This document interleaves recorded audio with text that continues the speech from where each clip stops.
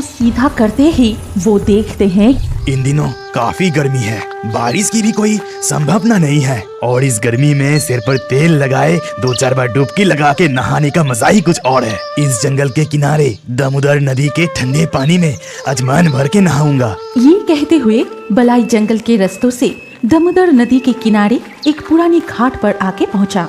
न जाने कौन सी पुराने अफवाह की वजह से गांव के कोई भी अरे ये क्या है, ठीक से पता भी नहीं चल रहा है, लगता है ये उल्टा है।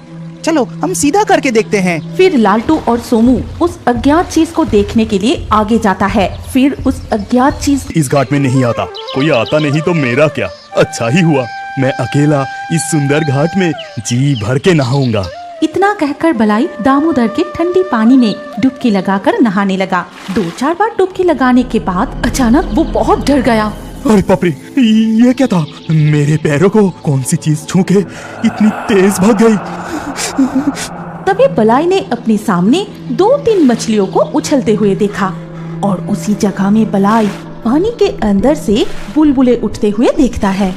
अच्छा, तो वो मछली था। इतनी सुंदर ठंडे पानी में मछली नहीं रहेगी तो और क्या रहेगी? और मैं क्या अनफ-सनफ सोच रहा था। ये कहते हुए उसने देखा कि जहाँ से बुलबुले उठ रहा था वहाँ से लाल खून निकल रहा है और नदी का शांत ठंड पानी धीरे धीरे खून से लाल हो रहा है। ये दृश्य देख बलाई डर के मारे नदी से बाहर निकलने के लिए जैसे ही वो घाट की तरफ आगे बढ़ता है, तभी अचानक कोई बलाई का पैर पकड़ के उसे नदी के गहरी पानी में लेकर चला गया। अरे वो तो नहाने के लिए कब का गए थे। मैंने कितनी बार कहा कि नदी के पुराने घाट पे नहाने मत जाओ, लेकिन वो मेरी बात सुनता कहाँ। अब तो दाल चावल मछली सब कुछ ठंडा हो गया, मैं खुद जाके उसे बुला के लाती हूँ। फिर मीनाक्षी जंगल से होते हुए दामोदर की पुराने घाट पर पहुँची, लेकिन वहाँ नदी के ठंडी पानी और घाट के अलावा और कोई नहीं था। वो नहाने के लिए कहाँ चले गए? कहा तो था नदी के पुराने घाट पे नहाने के लिए जा रहा हूँ, लेकिन वो कहाँ रह गए? मैं गांव के बाकी तालाबों में जाके देखती हूँ। गर्मी की छुट्टी है, ना स्कूल जाने की चिंता, ना परीक्षा की चिंता। आज तो हम जी भर के नदी के पानी में नहाएंगे। चलो चलो जल्दी चलो। डकाई, तू बिल्कुल सही कहा, स्कूल जाने की कोई जल्दी नहीं, हम बहुत देर तक नहाएंगे। ये बीनुग्राम गांव के सारे लड़के गर्मियों की छुट्टी पर हर दिन दामोदर नदी में तैरने के लिए आते हैं। बहुत देर तक नदी में तैरना, डुबकी लगाना, उछल कूद करने के बिना जैसे उन्हें शांति ही नहीं मिलता था। सिर्फ नदी में तैरने से मजा नहीं आ रहा है, चलो हम सब तार की पेड़ से एक एक करके नदी में कूदते हैं। इतना कहने के बाद सभी लड़की एक मृत मानव का शरीर और ये देख वो तीनों घबरा गए, क्योंकि शरीर के अलग अलग हिस्से को कोई खा चुका था। अरे बाप रे, जितनी जल्दी हो सके यहाँ से भागो, यहाँ और रुकना सही नहीं होगा। ये तो नदी में बहते हुए आया एक मुर्दा आदमी है। ये देख वो तीनों नदी से बाहर निकल के सीधा गांव के ओर रोते हुए भागने लगे। तब घेटू मछुआरे उन्हें इस तरह से रोते देख पूछता है कि अरे तुम सबको क्या हो गया? तुम सब रोते हुए इस तरह से भाग क्यों रहे हो? चाचा, नदी किनारे एक पेड़ के नीचे एक मुर्दा आदमी अटके हुए हैं। ये क्या बोल रहे हो? अच्छा ठीक है, तुम सब घर जाओ, मैं देखता हूँ। इसके बाद घेटू मछुआरा गांव के एक एक करके नदी के किनारे खड़े हो गए। पहले डकाई तार के पेड़ से नदी में छलांग लगाता है, फिर एक एक करके लालटू सोमू नदी में कूदते हैं और तैरने लगते हैं। फिर बहुत देर तक तैरने के बाद अचानक डकाई को दूर में कुछ दिखाई दिया। क्या तुम्हें भी दिखाई दे रहा है? देखो तो जरा, दूर उस पेड़ के नीचे लगता है कुछ अटका हुआ है। चलो तो जाके एक बार देखें। फिर तीनों दोस्त मिलके नदी में तैरते हुए उस पेड़ के नीचे जाके रुका। अरे ये क्या है, ठीक से पता भी नहीं चल रहा है, लगता है ये उल्टा है। चलो हम सीधा करके देखते हैं। फिर लालटू और सोमू उस अज्ञात चीज को देखने के लिए आगे जाता है। फिर उस अज्ञात चीज को सीधा करते ही वो देखते हैं कुछ लोगों के साथ नदी किनारे उस पेड़ के पास जाके रुका। अरे इसका चेहरा तो पहचानने लायक नहीं रहा, चलो उसे नदी के पानी से निकल के किनारे लाते हैं। फिर घेटू और गांव के एक आदमी मिलकर उस मृत मानव शरीर को नदी से बाहर निकाला। इसे देख के तो इस गांव के नहीं लगता है दूसरी गांव से बहते हुए यहाँ आके अटक गया। घटू, जरा तू एक काम कर, आसपास के गांव में खबर भेजो। रामू और दीनू, तुम दोनों जाकर थाने में खबर दो। न जाने इस आदमी को किस चीज ने चीर फाड़ के खाई है। इसका भयंकर चेहरा देख के ही मन में डर सा लग रहा है। और ये खबर दूर दूर के गांव तक फैल गई। जैसे ही ये खबर मीनाक्षी ने सुनी, वो पागलों की तरह दौड़ते हुए उस तरफ जाने लगी। फिर जैसे ही वो नदी के किनारे पहुंची तो देखी मार पड़ेगी, याद रखना। नहीं माँ, मैं फिर कभी उस तरफ नहीं जाऊंगा। कल से दोस्तों के साथ हमारे तालाब में ही नहाएंगे। रात के खाना खाने के बाद डकाई बानी और उसकी माँ सो गए। फिर अगली सुबह बानी डकाई से कहती है, भाई नदी में मछली पकड़ने के लिए जाएगा, बहुत मजा आएगा। चल ना, नदी से बहुत सारी मछली पकड़ेंगे और दोपहर को तली हुई मछली और चावल खाएंगे। हाँ दीदी, तूने बिल्कुल ठीक कहा। आज हम दोनों मिलके एक साथ मछली पकड़ेंगे। माँ ने हमें नदी में नहाने के लिए मना किए थे, मछली पकड़ने के लिए तो नहीं की है। फिर बानी और डकाई मछली पकड़ने की छड़ी लिए उस नदी किनारे जाते हैं और वहाँ बैठे मछली पकड़ने लगे। तब पहला चारा डालते ही डकाई को एक मछली मिल जाता है। देखा ना दीदी, मैंने चारा डालते ही एक मछली पकड़ ली। मेरे तरह कोई मछली नहीं पकड़ सकता। तू अपना मुंह बंद रख, ज्यादा बकबक मत कर। कुछ लोग भीड़ लगाकर खड़े हैं। फिर मीनाक्षी उस लाश का चेहरा देखते ही टूट पड़ी और जोर जोर से रोने लगी। ये तुम्हें क्या हो गया? मैंने कितनी बार तुम्हें मना की थी, कोई उस पुराने मनोज घाट पे नहाने मत जाओ, मत जाओ।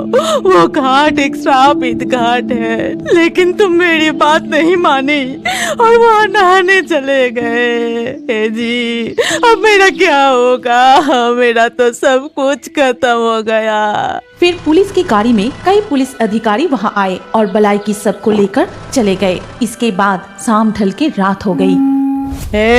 तुम दोनों अच्छे से याद रखना, अगर फिर से उस नदी में नहाने के लिए गए ना, छड़ी से बहुत। जैसे ही बानी ये बात खत्म की, उसने महसूस की कि उसकी रस्सी जोर से खींचे जा रहा है। बानी अपनी छड़ी को रोक नहीं पा रही थी। उसे लग रहा था कि कोई छोटी मछली नहीं, बड़ी मछली फंसी है। मैं मछली पकड़ने की छड़ी को संभल नहीं पा रही हूँ। लगता है धागा टूट के मछली भाग जाएगी। बानी अपने भाई को ये कहते ही उसने मछली पकड़ने की रस्सी में खिंचाव की महसूस की और वो अचानक नदी में गिर गई। ठीक उसी वक्त उसकी पैर कोई पानी के नीचे से खींचने लगे। भाई मुझे बचाओ, बचाओ मुझे। लगता है कोई मुझे पानी के अंदर से खींच रहा है। जल्दी से मेरे हाथ पकड़ और पानी से बाहर निकल। डकाई अपने दीदी के हाथ पकड़ के ऊपर की तरफ खींचने लगा। ऐसे ही कुछ देर तक बानी की हाथ और पैर की खिंचाई चलती रही। आखिरकार डकाई उसकी दीदी को जैसे तैसे करके पानी से निकल के किनारे पे ले आया। दीदी, तेरी पैरों से तो खून निकल रहा है। लग रहा है कोई नाखूनों से पैरों को चीर दी है। भाई तू माँ से कुछ मत कहना, नहीं तो माँ हम दोनों को ही बहुत पीटेगी। अगर माँ पूछे तो तू कहना कि मैं गिर गई थी। अब चल जल्दी से घर चलते हैं। बानी और डकाई अपने मछली पकड़ने की छड़ी नदी किनारे छोड़कर घर चले आते हैं। फिर धीरे धीरे रात हो गई और उसी रात घेटू मछुआरे नदी किनारे मछली पकड़ने जाता है। पूर्णिमा के चांद की रोशनी में नदी के किनारे बहुत सारे झींगे आते हैं। आज मैं बहुत झींगा पकड़ूंगा। जैसा सोचा वैसा ही किया। घेटू मछुआरे नदी किनारे खड़े होकर जाल फेंकने लगा। फिर जाल को जैसे ही ऊपर उठाने लगा, तब वो महसूस की कि उसका जाल बहुत भारी है। फिर अचानक से वो भारी जाल हल्का भी हो गया और जाल को ऊपर उठाते ही देखा कि जाल फट के टुकड़े हो गए हैं। इसके बाद वो देखा कि घाट पे एक डरावनी जीव है, जिसका ऊपर की हिस्सा चुड़ैल की तरह और कमर से बाकी हिस्सा मछली की तरह।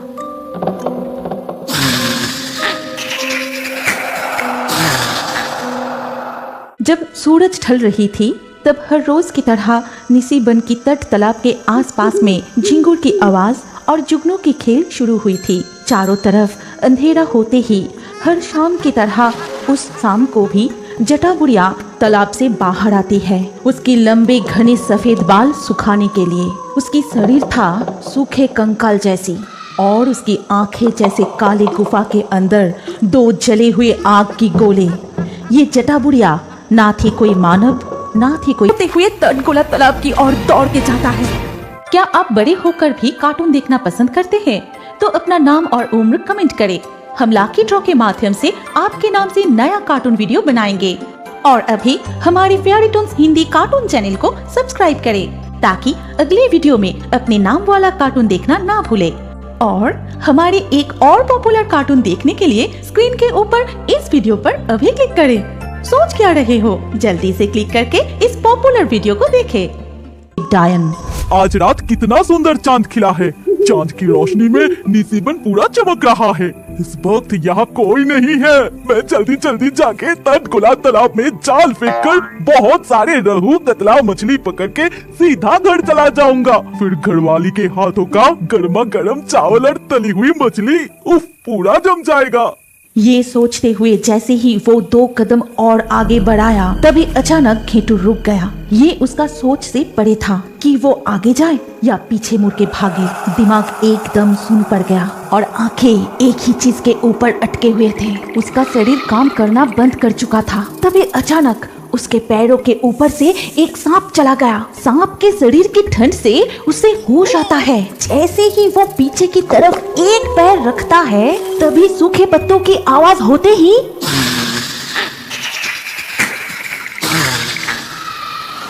और घेटू एक वक्त भी जाया ना करके घर की तरफ दौड़ने लगा और मन ही मन कहने लगा, कौन था वो बुढ़िया? बाप रे, दिखने में कितना भयानक था।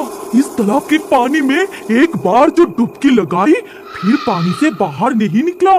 वो जो भी था मुझे कुछ नहीं की, यही बड़ी बात। हर रोज की तरह ही इस तटगोला तालाब के पानी में नहाना, गांव के सारे गायों को नहलाना, कपड़े धोना सब कुछ चलता है। लेकिन गांव से दूर और जंगल के बीच था ये तालाब, इसीलिए इस तालाब में कोई भी अकेला नहीं आता था। लेकिन जब भी कोई कपड़े धोने और गाय को नहलाने के लिए तटगोला तालाब में आते थे तो उनके साथ उनके छोटे छोटे बच्चे भी आते थे तैरना सीखने के लिए। पिताजी देखिए ना, किसी ने मेरी पैर पकड़कर खींचा।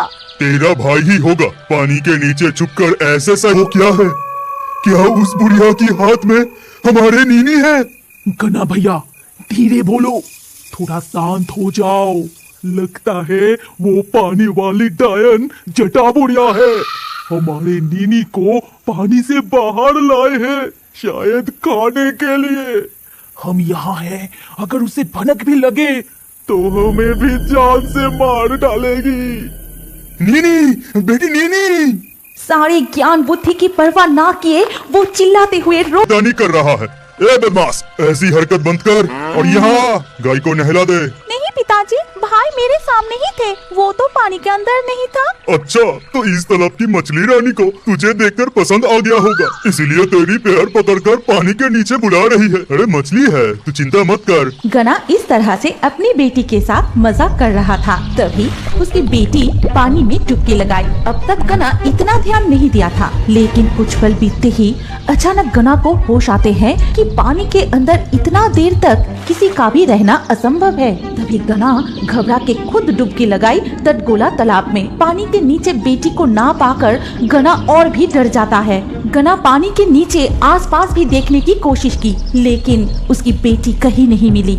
गना सांस लेने के लिए ऊपर आते हैं और फिर से डुबकी लगाते हैं बेटी नीनी को ढूंढने की आस में। लौटा बेटी, अपनी पिताजी को इस तरह मत करा। पिताजी के साथ कोई इस तरह लुका छुपी खेलता है क्या?